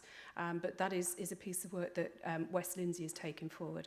I mentioned earlier that the leaders, the chief executives, are meeting together in Lincolnshire, but also meeting with others and with the LGA nationally. Certainly in Lincolnshire, the 3 leaders have written to Robert Jenrick with their concerns and have asked for a meeting with him. Unfortunately, we haven't had a response to that letter yet, and we push for that each week. I think from a public health point of view, clearly Derek Ward, as the Director of Public Health, is very interested in both the mental and physical well-being of the people who would be housed there, but also the staff and the wider community, to understand what implications there are there. So within his roles, there are clear statutory duties where he is seeking assurance around any arrangements that would be put into place there. As a group of organisations, we're meeting on a weekly basis to understand what the local risks might be, and are pushing for that assurance. The Home Office tell us that they will only put people on site once it is safe, legal and compliant. Our first question to them every week is, what does that mean? What is safe, legal and compliant? What is the assurance framework that you are working to on that basis? So whilst, yes, it looks like West Lindsey are doing a huge amount through the legal case and that the rest of us aren't, I can assure you that police, the Integrated Care Board, ourselves, City of Lincoln Council are all round the table. We are all working together. We're sharing information with the other large sites to understand whether we're missing something that we should become aware of, and sharing our information as well. As I say, the three leaders have been in direct contact with Minister Jenrick, but are still awaiting a response to that. Okay, thank you. Councillor Lee. Thanks, Chair. Before I make my point, I would support what Councillor Brockway says, and I'm glad to hear that we are supporting West Lindsey, because good on them. And I think it's utterly wrong anybody saying we shouldn't bother to fight it, because we absolutely should, for all of the reasons we've gone through this morning. I just wanted to make the point, going back to the housing. I know that there's a significant Afghan community in Lincoln itself. I was told about a year ago it was about 250 families, and there's a lot of them round near where I live. And I am quite friendly. They're very visible. They've integrated into the community, but the way they dress makes them very visible. And I think because I know them, I notice them anyway. But they've had such a hard time. It's like Councillor Keyes says, the guy who lives around the corner from me, he came over, I don't know if it was 20 odd years ago. He spent 3 weeks in a lorry, and he never had any food. He just had water for 3 weeks, he told me. And one of his family got his head chopped off. We can't even begin to know what they're going through. So they don't just come over here just because, you know, they're going to have an easier life and be able to claim loads of benefits and sit in the front room in new trainers and that. They come over here because they're fleeing persecution, very real persecution. And I accept there will be a small element of economic migrants within that, but it's a small element. For the main part, you know, it's not. But my original point was about the housing. The district do support refugees. They do give housing, and they are empty houses. They're nice houses, they're nice solid houses, but, you know, that they do provide housing to a significant number in Lincoln. Okay. I've got Councillor Sear next, followed by Councillor Clark. So over to you, Councillor Sear. Okay. Well, good report. Let me point it out. The paper for immigration, the Home Office, I can understand. Past 40 years, take 3 weeks, you can process everything. 40 years ago, we don't have internet. We don't have Facebook. Paperwork gone very well. And I used to deal with refugees and people come asylum.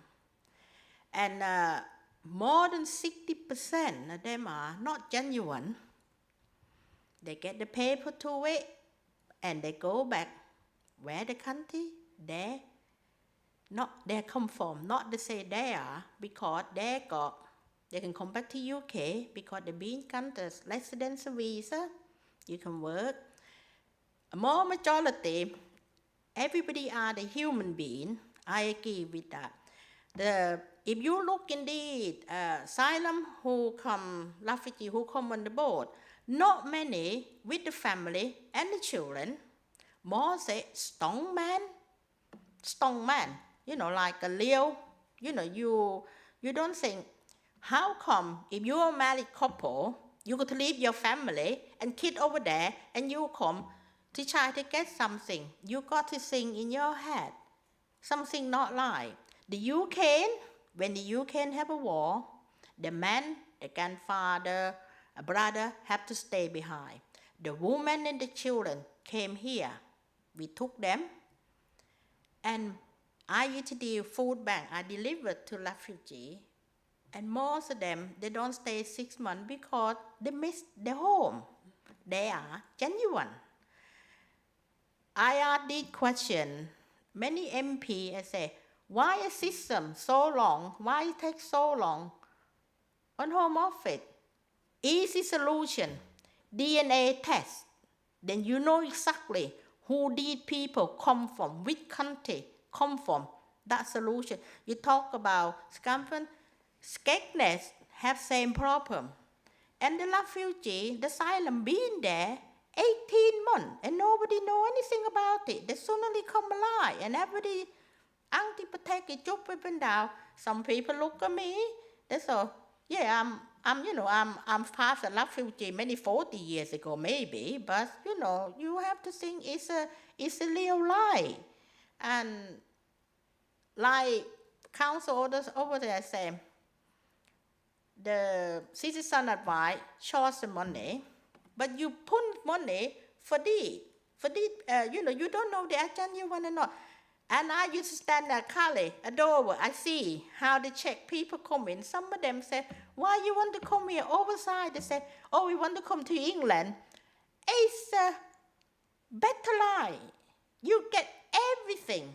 So assistant long somewhere, somehow, is not fair.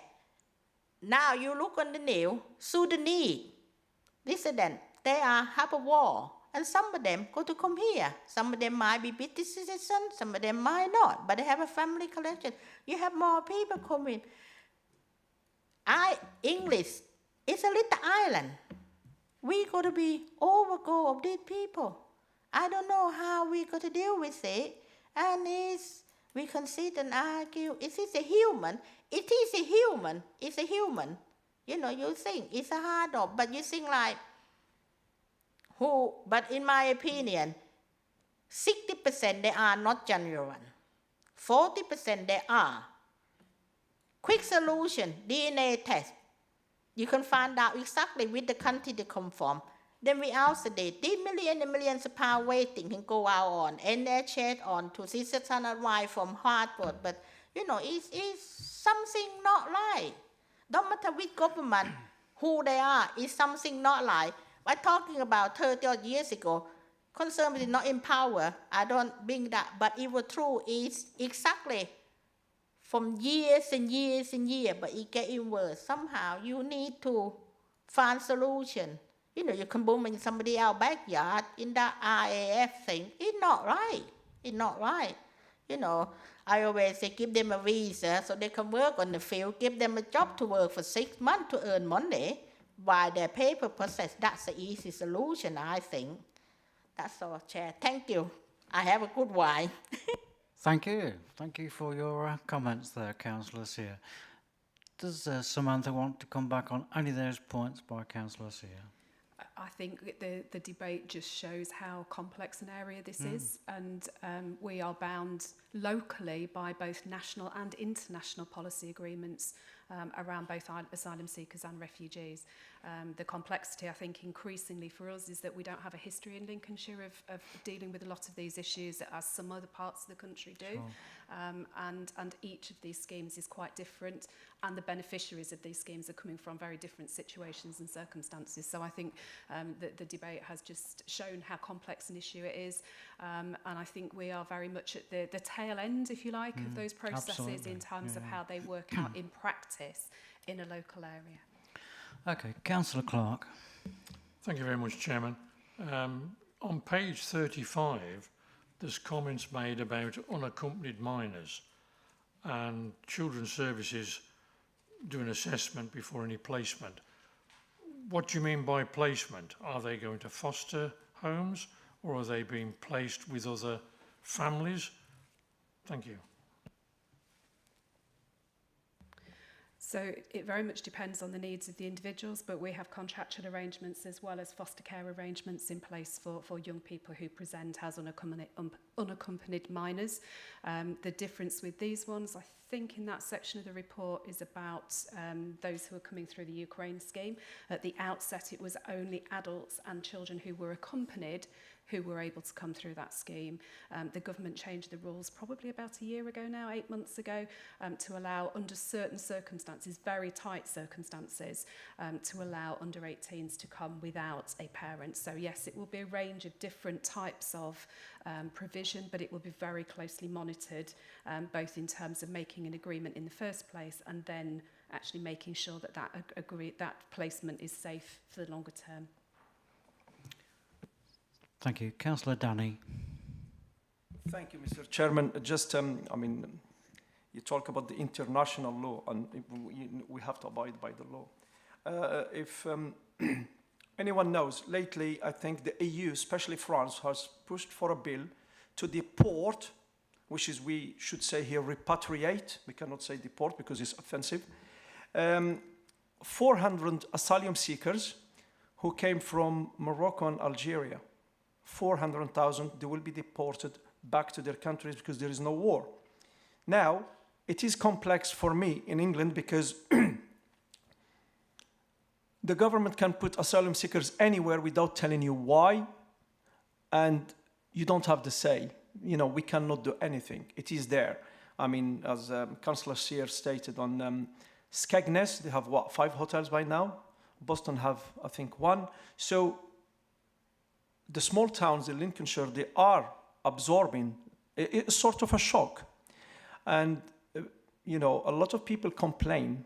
A lot of people express their opinions to each other that is not right. And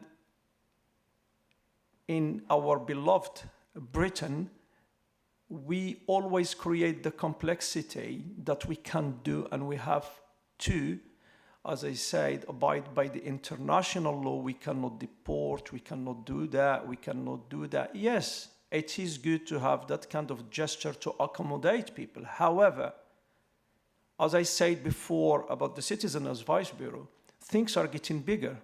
We are still receiving a lot of illegal migrants coming from France. Our government has extended the pay to France almost to £500 million now. 60 million pounds went to the gendarme of France to protect this country.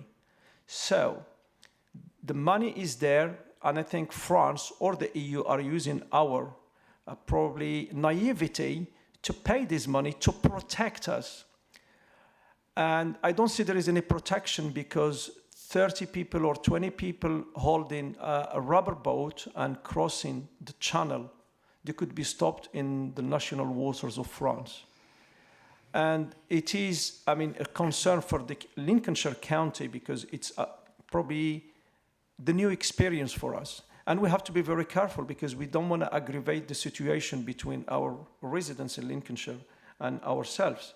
So when we say we have to go with the international law and just accept the fact why the EU are deporting 400,000 asylum seekers and why we cannot do the same if they don't have the right to stay in this country. Thank you. Okay, thank you, Councillor Dunny. I can't see any further speakers, so thank you for your questions and comments. This now concludes the discussion of the item. I'm going to move that we endorse the report, that we are satisfied with the developments in Lincolnshire, given that we are a county with less experience to resettlement in comparison to other areas nationally, and that we have received assurance on having robust governance and operational arrangements in place to respond to requirements. I also ask that feedback and comments from the debate today are taken under consideration by relevant officers and portfolio holders. Can members please raise your hand if you agree? Thank you. That's all agreed. We'll now move on to item 7, which is the Public Protection and Community Scrutiny Committee Work Programme. This can be found on pages 39 to 43 of the agenda pack. The report will be presented by Chiara, and the actions of the committee is that we're invited to review the work programme and highlight any additional scrutiny activity which could be included for consideration in the work programme. Over to you, Chiara. Thank you very much, Mr. Chairman. The Scrutiny Committee's work programme is a living document that grows and evolves between meetings. The committee, as the custodian of this work programme, is invited to review and comment on its contents and future item allocations on agendas and highlight any additional scrutiny activity which would be included in for consideration. Members are encouraged to make suggestions and recommendations pertinent to specific topics and themes that should be included in the future work streams of this committee. You can do this either now or by contacting me offline later on to discuss your suggestions. Now, I would like to take a moment to brief you on the agenda for the next meeting, which is going to be held on the 20th of June. On the agenda, you will find the Lincolnshire Fire and Rescue Service Equality, Diversity and Inclusivity Report, which is feedback and key findings from a staff survey. This report is on the back of the inspection outcomes from His Majesty's Inspectorate of Constabulary and Fire Rescue Services, which was carried out in December 2021. We received a report on this on January of this year, and as part of the Lincolnshire's Fire and Rescue Services response to recommendations, the service ran a staff survey. Members of this committee asked that feedback from that staff survey was reported on to a future meeting as a standalone item. The next item on the agenda will be the Fire and Rescue Statement of Assurance for 2020-2023. And the committee is going to be advised on the Lincolnshire Fire and Rescue Authority's overall satisfaction that the systems and measures in place with respect to financial governance and operational matters for the period covered in this report were fit for purpose and effective. Third report on the agenda is on the voluntary sector, and that's an annual position report. And the report should provide the committee with an update from the voluntary service centre services and Lincolnshire's community and voluntary service about their role, impact and future developments in volunteering across Lincolnshire. Then our role is to be sat as the Crime and Disorder Scrutiny Committee, and we will receive 2 further reports under that function. First one being the Preventing Women and Girls from Entering the Criminal Justice Strategy. And this report has been previously requested by members of this committee and is coming to update us also timely following the conference under the same title that is going to be held by the Safer Communities Service. The conference is being held on the 23rd of May, and members of this committee have already received information and a calendar invite to attend. And lastly, we will receive the annual review of Prevent, which provides the committee with a summary of Prevent activity in Lincolnshire during the course of 2022-2023 and the intentions for the coming year. In terms of items that that have been added to the work programme following the agenda publication, I would like to inform you that an update on the Lincolnshire's Fire and Rescue Service's new crewing arrangements would be brought to the committee in autumn 2023. The report follows up on the Lincolnshire Crewing Arrangements Consultation Outcome Report that the committee received in November 2022. This report advised the committee on the outcomes of the Lincolnshire Crewing Arrangements consultation with whole-time staff at certain fire stations regarding proposed changes to their contractual arrangements. Following agreement of these, the report will be advising on the success of the process implementation for those arrangements. And this concludes my update to you and members of this committee, Mr. Chairman. Thank you, and I'm happy to take any questions or suggestions. Thank you. Councillor Lee. Can you send an email out today, please, with that information written down so I can get it all and have it as a matter of record, please? Happy to do that, but also to advise you that the items that I've just advised you and briefed you in are also found on the final pages of your agenda pack today. But very happy to send you this piece, this excerpt from today's presentation. Is that an extra today's, or is it all on here anyway? So the items are presented in the agenda information at the back of this report. But if you want... Page 40, I believe. Yes, yes, indeed. Thank you very much, Mr. Chairman. But my briefing around those items, I'm happy to share with you. Okay. Oh, Councillor Danny. Thank you, Mr. Chairman. I don't know if we add something. Can we add anything on the agenda, if it's possible? Or we can probably just find out some information about it. My concern is in my constituency, I think I found 2 care homes, which is, I would like to know the type of insurances they have, and I would like to know the type of license they have, is Hinton Court and Witham Court. The reason why I would like to find out this, while I was distributing my leaflet for my local elections, I met with a young man, probably in his 30s, and he was a bit drunk, and he told me he lived in one of these care homes. And I was worried because the way he talked, he wasn't British. He told me he was Latvian. And I mean, yes, he was living there, so it's not my problem. However, when I was coming back, I found another 2 guys on bicycles with him taking the bicycles inside the care home. Then the alarm started ringing in my head.